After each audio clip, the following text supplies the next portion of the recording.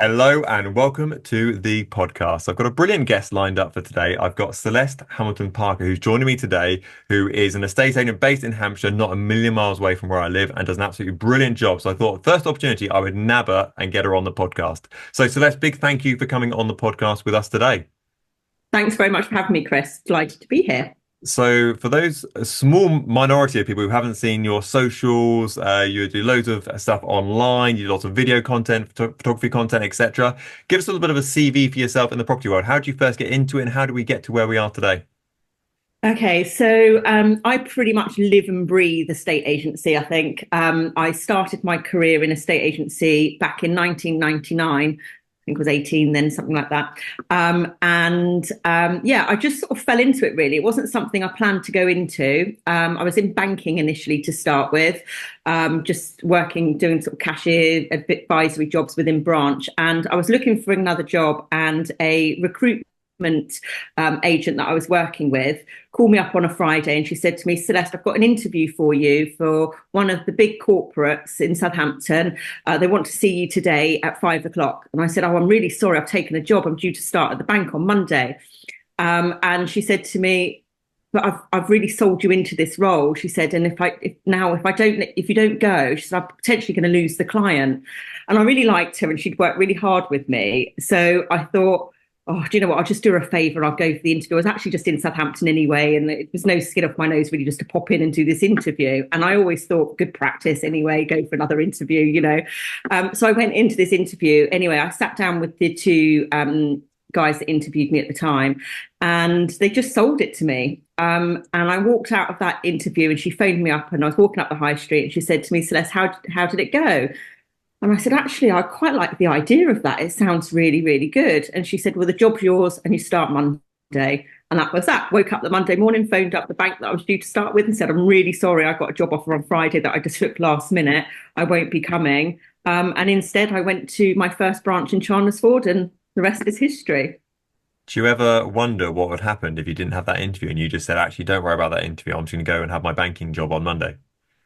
Yeah, I don't know what I think that I've always grown up in business. So my family are all business owners, and I've always been around that throughout my childhood and growing up. So I think I would have probably gone into some sort of business venture. And actually, prior, when I was in a state agency, when I was younger in my career, when I was like 21, I was already looking then to start and thinking about doing something on my own. So I've always had that sort of drive and entrepreneurship in me, if you like. So yeah, I wonder what I would have ended up in. I think I would have probably ended up in some sort of business, but who knows what sort of business.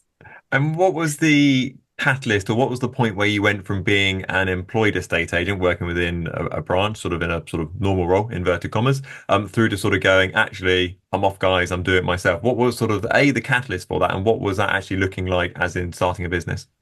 Okay, so it's always, as I say, it's always been something I've wanted to do throughout my career. I've always had my eye on the end goal, having my own business. And even when I was working for some players in Southampton at the time, who actually I'm just about to join forces again with, and when I was working with them, they were starting to roll out franchises at that point, and I always sort of earmarked Romsey as a franchise potential business with them. But anyway, things moved on from that, and I got married and I had my son. And the turning point for me and the kick up the bottom, if you like, into gear to do it was when I had my son. So I was working for an agent that dealt with the higher end market at the time. And I just had my maternity leave, and I was been off for a year on maternity leave, and I was going back to work full time. And that day when I had to go and drop my son to his sort of crash type thing, if you like, I dropped him off at 8 o'clock, and I was due to pick him up at 6 o'clock, and just dropping him at the gates and taking him into the building. I came out of there and I was in sobs of tears, and I walked into that estate, back into that office, just literally crying. And I thought, I did it, but I was working for somebody, and I wasn't I wasn't going to have that motherly son sort of relationship with my son, if you like, because he was now in childcare. So that was the kick up the bottom for me, if you like.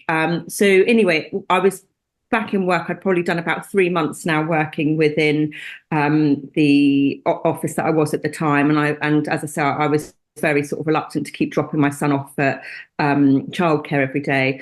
And I was fortunate enough at the time, actually, that I'd done a business plan. I'd had sort of ideas that I wanted to go down this route. I was going to set up on my own to give me the freedom to be able to have that flexibility, to be able to be a mum and also obviously follow my career. And I went out to America at the time, and my stepfather was there, and he was, had quite a bit of sort of money behind him at the time. And I said to him, I'm going to roll out, I'm going to do this and set up on my own. And he said, don't worry, Celeste, I'll back you. And within literally a month, we'd secured an office. I was out of there and I opened up in Romsey, and that was that really. And what sort of year are we talking about now? How long ago are we talking? How old's your son? So he's 16, and it was 2010. Okay. Okay. 2010 when I started out, yeah. And do you think that was a good time to launch? Because obviously you had the financial crisis 2007, 2008 sort of direction, and obviously recovery was sort of in place by then. Do you think that was a good time to sort of launch, or as good as any?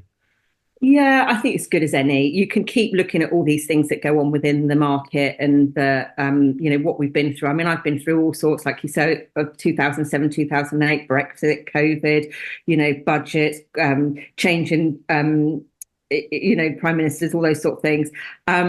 And I think if you constantly look at that, you'll never do it. So, I've been through the rough with the smooth, if you like. And yeah, it was a good time than any. It was the right time for me. My son was young enough, and it was the drive for me to get me where I needed to be, really.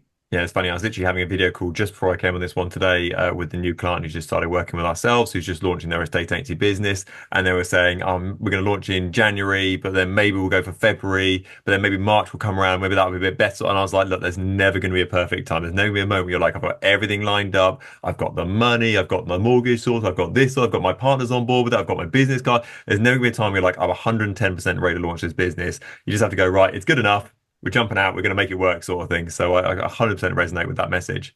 So talk me through, because you were one of the first people that I know of, certainly in the South, who kind of really embraced the self-employed brokerage model.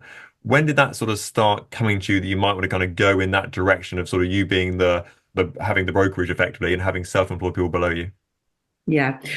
So back in 2016, I separated. I was in business. I went in basically along the way. I've been in partnership as well, and things have obviously changed. And I've been in partnership with somebody since 2013 to 2016.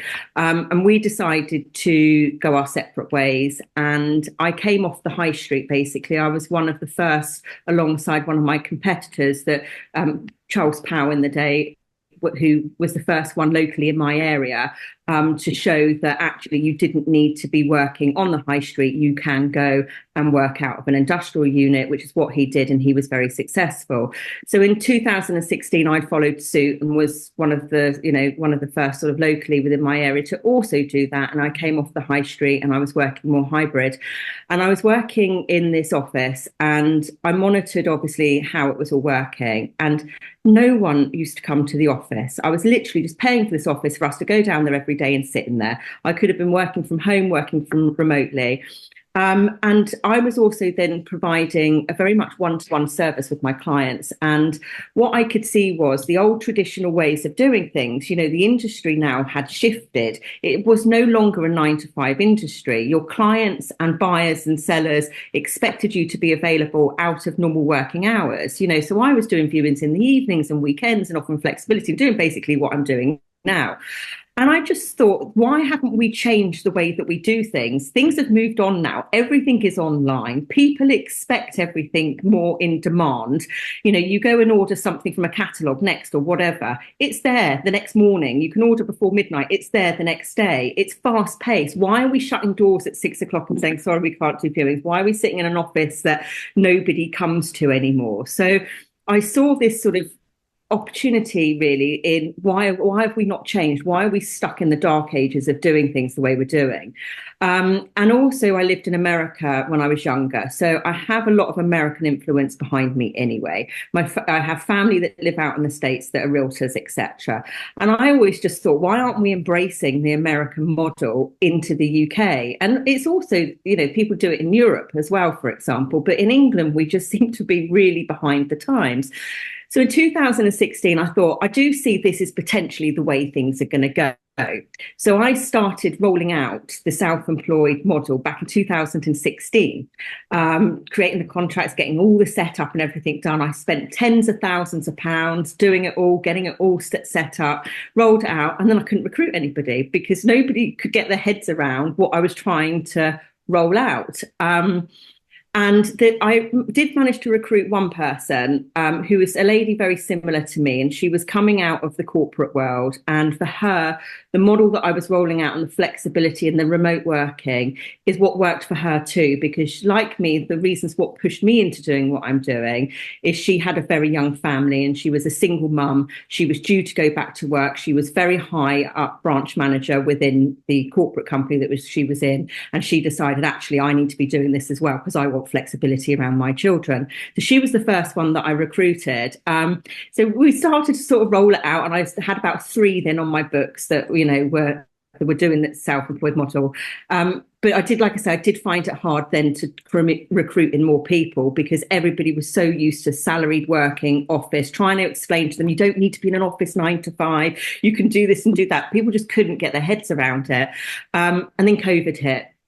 When COVID hit, everything changed. So suddenly I was already geared up and working. So all these offices that suddenly had to then change everything because they couldn't go into the office and start working remotely. I was already there. I was done. I was doing virtual viewings, etc. My setup was already set up like that. So during COVID, obviously, I decided okay, this is an opportunity now for me to really sort of roll out this model. And business literally had just plummeted. Everything that was going through had it obviously wasn't happening because we were in COVID and lockdown and what have you. So I started doing like these online seminar type things and just getting people just to come in and telling them about this model. And I would like do one every few days or once a week or whatever, and just get people coming in and talking about it. Anyway, I came out of COVID with 16 people signed up, which was absolutely fantastic. So I now had 16 people working in this self-employed model and rolling it out. So yeah, so that's how it all sort of transpired, really. And what were the main challenges you came up against, having sort of a team of 16 self-employed agents sort of below you now, as if by magic they've come through COVID and they've kind of come out the other side of it? What were some of the challenges you came up against at that sort of stage of the business? So it was a massive challenge in honesty. So it was just me. So it was just me, and I had a team, I think at the time, of 2 working alongside me. So there was 3 of us, and then I had 16 agents that I was trying to set up, get going, help promote, fund, train, etc. So suddenly I was wearing all these different hats and being pulled from pillar to post, etc. And I think realistically what happened was then is it took me then away from the forefront of the business. So I was then behind people trying to get them started, if you like. And of course, it caused a massive strain on me and then on the business. And I didn't really have the foundations and the infrastructure in place to be able to manage with a team of that sort of size.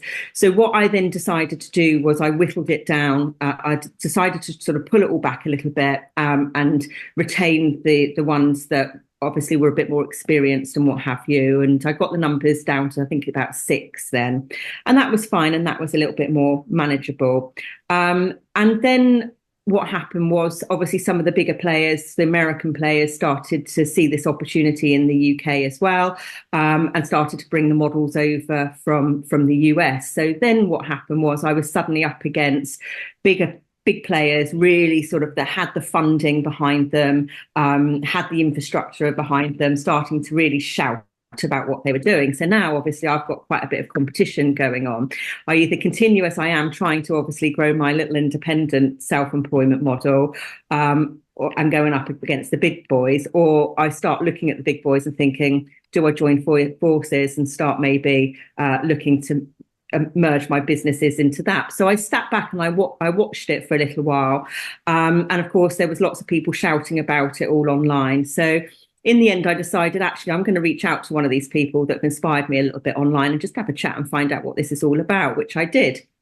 And for me at the time, it was about, they was looking at bringing in businesses like me, set up and starting teams and all that sort of stuff. But for me at the time, it was, I didn't want to really lose my branding because I was quite, again, it was change. We all get sort of stuck in this. I don't want to change, when I'm going back to sort of the 9 to 5 thing that I was saying to you about people stuck in their certain ways, trying to sort of explain actually self-employed is really good, and then suddenly it rolls out, everybody starts following suit and going, oh, actually, this is all right. This is quite good. It's the same with me at the time going in. I was like, I don't want to lose my branding. I've spent too long doing this, da, da, da, da, da. But actually, when you look at it, it doesn't really matter. So I joined forces with one of the big American brokerages at the time, EXP, and that suited me. That was all really good. And I could take my brand in, take my business in, and go with them. But then obviously things change again, and I do see that this whole self-employed model, if you like, is really, really rocketing, and there's quite a few sort of choices out there now to see what actually is best for people and where to go.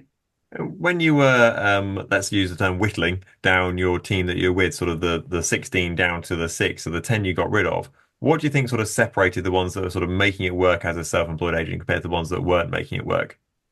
So something that I've learned from this is it's all very well taking people in that haven't got experience, but actually there's a lot to learn within the state agency world. When I think back, so what I did was I whittled it down to the ones that I was spending too much time actually having to try and train them the actual job, if you like. There's a lot to learn, to the ones that were already established and had a estate agency experience behind them that were on their feet, if you like. So that's what I did. I decided that actually I couldn't manage with trying to teach people the industry and the job from scratch, as well as supporting self-employed people to grow their businesses, if that makes sense.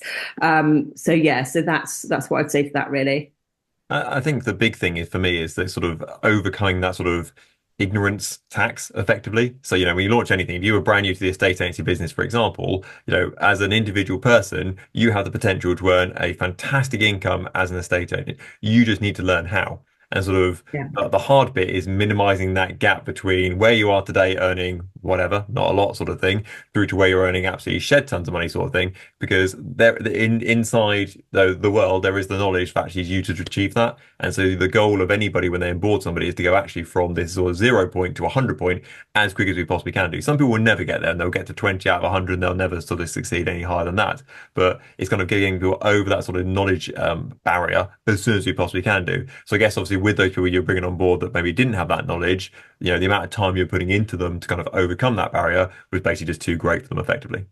Yeah, absolutely. For me at that time, it was, obviously, as I say, I didn't have the foundations in place to have a team of people to concentrate on getting these people trained and to where they needed to be to obviously become what they needed to be doing. So I think one of the things that anybody going into the self-employed world, if you like, or becoming a self-employed agent, what I quite like about what some of the businesses now are doing is effectively setting up these teams. So you can bring people in, for example, that haven't got that much experience or might only have a couple of years under their belt, where they can come into a team and you can mentor them, grow them, and give them your expertise to get them into that position to then go out. I mean, when I look back at when I through my career, for example, when I first set up my business, I was 12 years in, and I still felt like a fish out of water a bit when I went in. And that first day when I sat in the office and opened the doors, and suddenly I'm sat in this office that's mine and it's my business.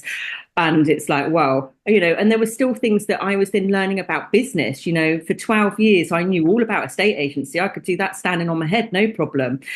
But going into suddenly then becoming a business owner as well is very different. You're suddenly having to learn about all the business side of things, and what's need to be done needing to be done there. So it's not suddenly just about doing the job, it's about how you're actually effectively running your business as well. So I do think that, like I say, these self-employed models now and what's rolling out here in the UK, I think it's really good in that, you know, for me, from when I first started out doing it, for example, it was very much about rolling this idea out. I think now as time's progressed, you know, a lot of people have looked back and gone, actually, this is what we need to do to make this work, because otherwise people are coming into the self-employed models and they're just failing and they're not making it because they haven't got the support mechanisms there. You know, if you look back, like I say, for me going into business, I did have support around me. I had, you know, my stepfather at the time. I had lots of friends in business and family in business that I could turn to and go, what do I do here? How should I do this? What should I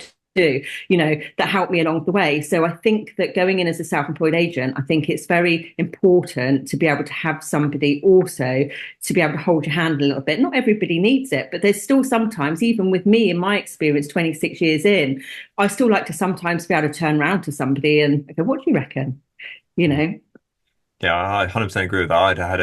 I felt very old the other day, to say the least. And bear in mind, I'm 38, so I don't think I'm too old in the grand scheme of things. But I had a video call the other day with someone who was 18 years old, and I felt very old at that point. And they'd been Yeah. an estate agent for the last 6 months, and they were like, I feel like I've learned as much as I possibly can do for my current company. I want to go self-employed and want to do it myself. And I was like, okay, well, what do you do in your job at the moment? And it's like, well, I do viewings, I do offer negotiation, and that's feedback and vendor care and that sort of stuff. And I was like, you know, valuations and like anything to do with the actual running the business side is like, no, not at all, sort of thing. I was like, nicest possible way here, you know, just chill. Pump the brakes slightly. You know, you're young, you've got plenty of time, sort of thing. You know, be at your current place, get some experience, get to the point where you're doing valuations, you kind of get an idea how the business works in general, and then sort of come back to me. So, you know, give it another year or so, or 6 months or so, then come back and have this conversation all over again, because just because you're a great negotiator and you're great doing viewings, for example, there's a lot more to running an estate agency business, and a successful one. On top of that, you're going to find out very quickly. And I'd rather you found that out while you're getting paid by someone else rather than actually while you're paying to do that job, sort of thing.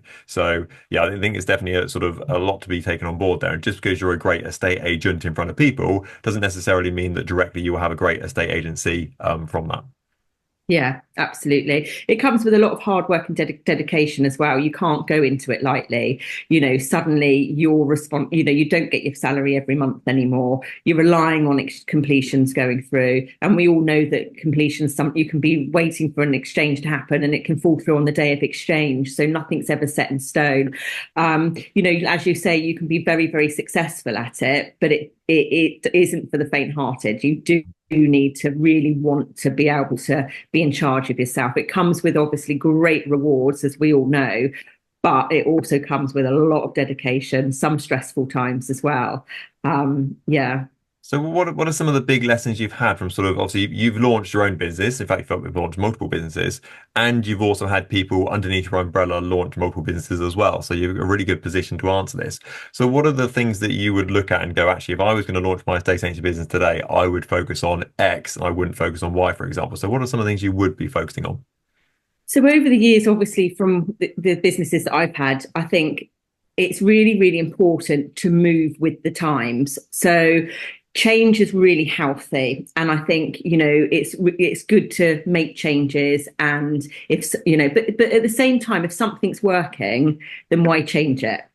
But also I think it's really important, as I say, to work with what's happening. You know, there's lots of, I think, like things are moving at the moment. For example, you know, the self-employed models are rocketing, and it does seem to be the way I feel that the industry is going to end up. I think we're going to end up with that will be how it all operates. You know, I saw a recruitment consultant on LinkedIn the other day that I've worked with in the past, and he put a post out saying a local high street estate agent looking for self-employed agents to come in and work in within the branch. So what you're going to suddenly see is the independent estate agents, for example, and the high street estate agents are going to start changing their models around too, in that they won't have employed staff in there anymore. I honestly think we will end up like America, and we will end up with the brokerages, and it will be self-employed realtors. From my experience from having my businesses, like I say, I think go with change. Keep your eye on what's going on with the market. Don't be scared to change things. Marketing's really, really important as well. You've got to put yourself out there. Business doesn't just come and drop on your lap. I remember that, like I say, that first day when I sat in that office and I looked at my shop window. I had all the window. This is going back to window cards, by the way, a bit old and at school now, but all the window cards in the frames in the window, nothing in there. And I sat at the back and I had a CRM system in there, and I didn't have anybody on my database. And I sat in that office and I thought, geez, what am I going to do? I've got to get some business. So I think you've got to be forward thinking as well. So what I did was I printed off properties, pictures of properties, and just put them in the windows. It wasn't properties I had for sale, but it got people in. So people were coming in saying, "Oh, that property, oh no, we've just opened. We're just showcasing that this is what we do. Let me get some details." And suddenly I was then getting valuations coming in because I was talking to people. I was enticing them to come in my door. And I wasn't scared to go out and ask for business, networking events, talking to as many people as possible, going out to show home sites, new builds. And I remember one of the key points when I first opened my estate agency, there was a new build company in Micklemarsh that had a site of about, I can't remember how many, about 100 homes, something like that. And I went up and I just started getting friendly with the sales girls on site, kept going up every day. Anyway, I said, obviously I managed to get the business. So the next minute I'm walking away from there and I had suddenly 35 properties to advertise. So I think, it's really important, like I say, to just put yourself out there. Don't be scared of change. Make sure you're marketing. And that's really probably the advice that I would give. Super, I love it. And so you deal primarily with what is higher end homes, I would say. So if you go on Celeste's social media, you see Celeste at lovely properties around the Romsey area, lots of houses with swimming pools and stables and whatever else it may be. Do you feel like there's a certain way of working with those people compared to sort of, we'll call them normal properties necessarily, the more sort of bog standard properties? Do you think there's a sort of a different messaging you need to put as a company, and they different people to deal with, how you kind of interact with them on a daily basis? I think from my experience, from most people that I've dealt with, I never went out to go and attract higher end market. It just seems to come to me, which is great. And I love dealing with the higher end market. The people that I deal with within the higher end market, I would say, are just people. And I'll give you a story in a minute and I'll tell you a little story. But I don't, I think we have these blockages sometimes as, oh, that's a multi-million pound house, or I can't go and speak to them. They're just normal people. Most of my clients, I would say, are also sort of business people, or they're in high ranked jobs, within big corporate organizations, etc. They understand business. They like people that are proactive. They like people that aren't scared to go and knock their door and approach them. So, I think, like I say, they are just normal human beings. They're normal people. They are and most of them are quite business minded, I would say, because, like I say, they're high ranked or they're business owners themselves or whatever, and that's how they've made their money. And also, I think with the higher end, it is about taking a bit more time. You are dealing with obviously bigger properties. So it's not just about going out with your camera and taking some photos. You've got to make sure that you're showcasing your luxury product in the best way. And so presentation is obviously really, really important. And what I would say is with the higher end market that I deal with as well, they are sometimes can be less complicated. So when you've got sort of like the middle to sort of lower end market, if you like, you've often got chains and mortgages involved, and sometimes there can be problems with surveys or whatever, or something that's going to hinder them getting the mortgage. With the higher end market, there is a lot of cash about as well. So quite a lot of the time there's not mortgages involved. So quite often the sales can be a little bit easier to get through, because you're not having to try and coordinate and satisfy banks, etc., to obviously loaning out the money. Yeah, I've certainly found that from my personal experiences that the toughest negotiations I've ever had in the property world have been for like studio flats and like one bedroom flats where you're like haggling over like a dishwasher and like 50 quid here or there sort of thing. I've had it before where you've had offers on, properties at a few million quid or so, and you've got an offer within, £250,000 or so, and they're like, oh, that's not too bad. And you're like, really? £250,000? That's like a Ferrari. Like we've just been pushing over here. So it's always the people that maybe need the money slightly more, or sort of, more kind of cling on to it as sort of maybe the cheaper end. I always find they're the tough negotiation. Actually, the higher end, where sort of it's a bit more affluent, actually they kind of value it a bit more, should we say, and actually value, money isn't the be all and end all. So therefore, they're a bit more sort of open to that kind of conversation with regard to paying higher fees, for example, and actually, repaying you back for what the hard work you put into their listing.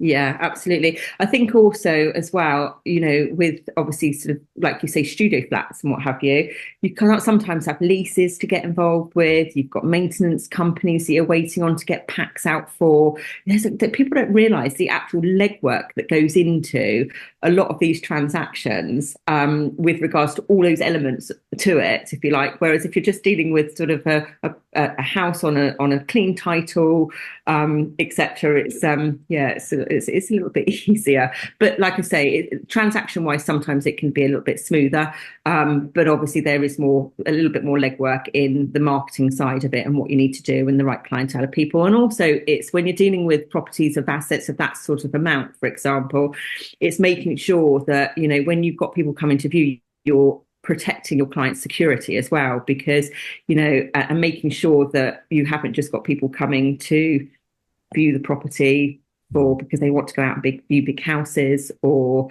like I say, protecting their security too. That goes with everything, obviously, but with high net properties, there can sometimes be situations where you've got to be a bit careful. Yeah, absolutely. I've got a client at the moment who's got a property up for sale for £8 million, and they've got works of art on the wall that are worth hundreds of thousands of pounds, and it's a very old listed building, as you might imagine. Single glazed windows throughout. So literally, they will not, and they refuse to put it online. It's very much a hush hush, need to know sort of situation, because literally you're putting a floor plan online, which is like a map of the house, single Yeah. glazed windows, and paintings that are worth hundreds of thousands of pounds. It would take about 30 seconds to smash a window, jump inside, take the picture. Thanks very much. See you later. Goodbye. So Yeah, absolutely. I mean, all my viewings, for example, are always make sure everybody's vetted before viewings take place, and that if they got fund, we ask for proof of funds and make sure that before anybody views, that security wise and everything, that they're all good to go. So there's a little bit more legwork involved in that side of things, I would say, with the higher end market. So, question for you, Celeste. So, do you think, obviously, you're a very determined person when it comes to sort of growing your business? Do you think it's a case of sort of a sort of burn the boats or nothing sort of thing, like make this work or die trying sort of situation? How important do you think sort of having that, I'm not turning back, there is no plan B? How much of an important role do you think that plays? Yeah, I think it is important. In fact, actually, I'll tell you a little story on that about something that we did when I first set up, if you like. So. We were going out for the day and trying to get properties to the market because we were obviously looking to generate stock. So I said to my administrator in the morning, can you just print me off all the properties locally that are on the market? And I said to my branch manager that I had at the time, I said, right, come on, we're getting in the car. We're going to go out and approach all these properties that are on the market and get our name out there. So off we went. Anyway, we drove, and this is really important, I think, to show not to be blinkered by when we talked a moment ago with regards to high-end market and, how do you deal with the high-end market? So anyway, we're off out and we're going up onto all these lovely houses, knocking the doors and putting our cards through, etc. And it was towards the end of the day and we get to this house and the gates are open. So off we go down the drive, park up outside, bang, bang, bang on the door. Anyway, so we're chatting to the owners and telling them about who we are and what we do, etc. And the owner of the property looked at me and he said, the fact that you've got the courage to come and knock my door and ask me direct for my business, and he was really high up in the corporate world as well. He said, come back tomorrow at 10 o'clock and you can take my house on the market. So off we trot, got in the car, really excited. And I said, Ollie, have a quick look, see how much that one's worth, what it is. And he looked at me and went, oh my God, Celeste, he said, that property was £10.5 million. Anyway, we got the instruction the next day. But the moral of the story is, would we have gone and knocked it in the same approach if we knew how much money it was? And that day, my administrator left all the prices of the property. She missed it. So every time we were going in a little bit blind. But if she put that was a £10.5 million house and we got to the drive and we looked at the house, and would we have actually had the confidence to go and knock it? That's the question, isn't it, really? But we did, and we got the business. So I think you've just got to go all in and stay focused and just go out and get it. I love that. Maximum attack. On a slight change in direction now, I hear you're starting a podcast. So why? Why are we starting a podcast? So I love talking anyway, as you probably gathered. No, so I love meeting new people. I love hearing stories. I think also being part of the Hampshire community, I want to get a little bit more involved within that, and spread my wings a little bit and getting yeah, people to come and join me on the podcast and a little bit of networking, etc. So yeah, really looking forward to that. I'm looking forward to it as well. I won't give you a weighted question by saying have you got any guests lined up because it's one of them's going to be me. So there we go. I've got So some guests lined up, and I'm looking to roll it out hopefully to end of year, sort of January time.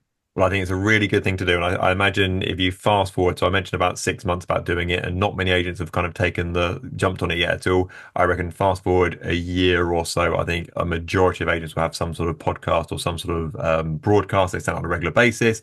Really good way to get involved in your community, really good way of networking, as you mentioned as well.